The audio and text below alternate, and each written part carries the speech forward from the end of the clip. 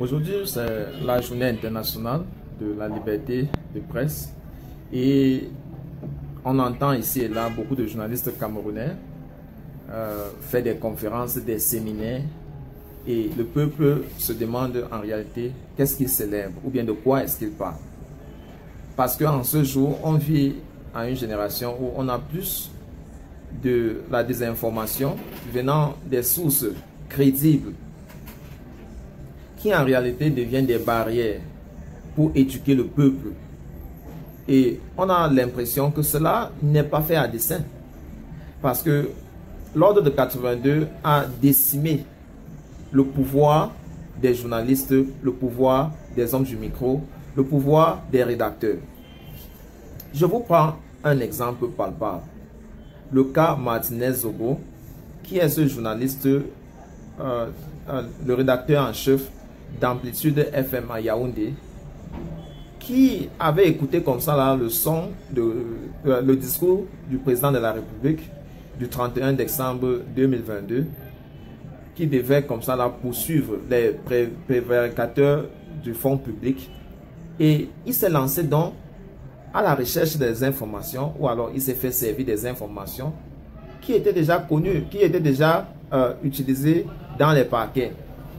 Et puis il est montré au micro, commencé à dénoncer les lignes 96 et 74, sauf que par la suite, il a retrouvé la mort dans des circonstances troubles.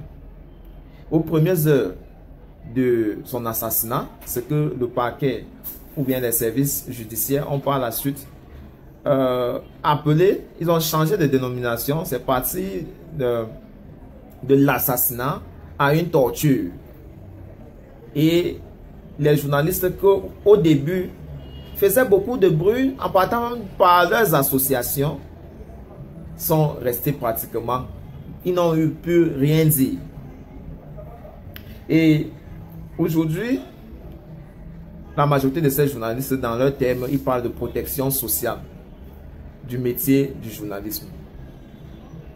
Est-ce qu'on peut avoir une protection sociale lorsqu'on n'a pas l'économie?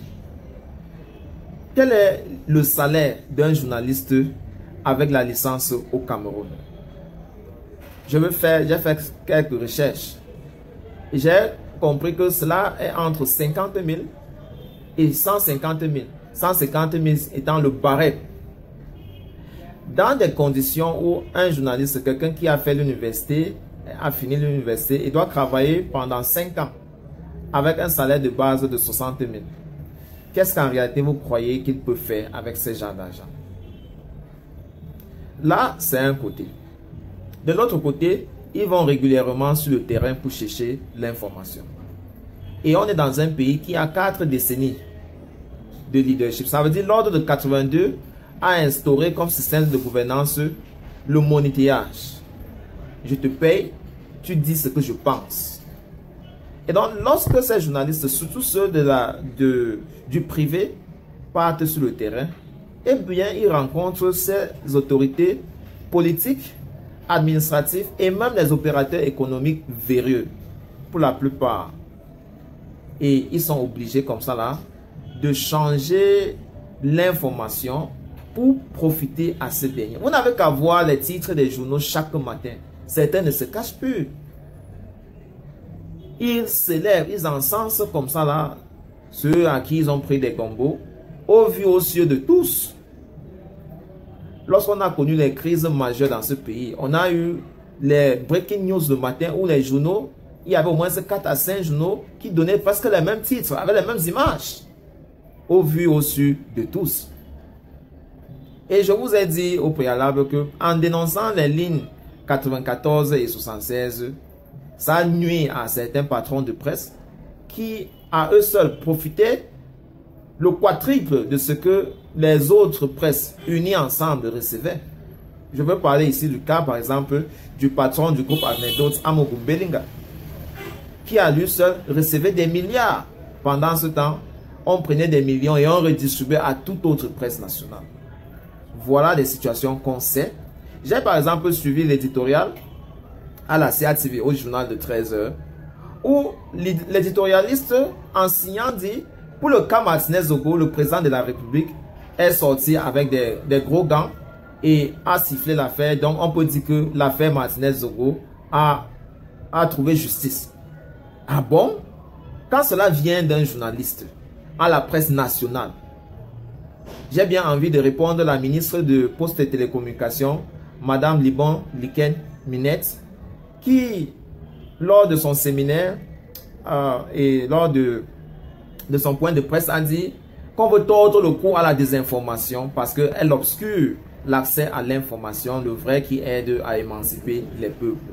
Mais je vais la pointer de doigt. Ça vient des sources crédibles, madame. Ta préoccupation, ça vient des sources crédibles. Je vais vous dire, même sur la presse, même sur les réseaux sociaux, la majorité de ceux qui manipulent l'information, ce sont des journalistes formés dans de grandes écoles. Ce sont des journalistes qui ont souvent quitté ces presses dites formelles-là pour se retrouver dans l'informel, pour manipuler l'information, pour toujours profiter à certains politiques acquis à l'ordre de 82. Donc, on ne peut pas utiliser une journée comme celle-ci-là à chercher de midi à 14 h qui manipule l'opinion, qui véhicule les fausses informations. On n'a qu'à se questionner à qui profite la désinformation, à qui profite le fake news, à qui profite les faux profils, à qui monétise la presse. Que cherchent ceux qui donnent de l'argent aux journalistes pour les obliger à prendre une certaine tendance qui est souvent adjacente à la vérité? Je pense que nous pouvons tous identifier ceux-là et savoir en réalité ceux qui empêchent que la presse ait une véritable liberté. On ne doit pas répondre à l'affirmatif ou bien à la négative la question de savoir si la presse camerounaise est réellement libre. On n'a qu'à se dire qu'elle est tout sauf le quatrième pouvoir.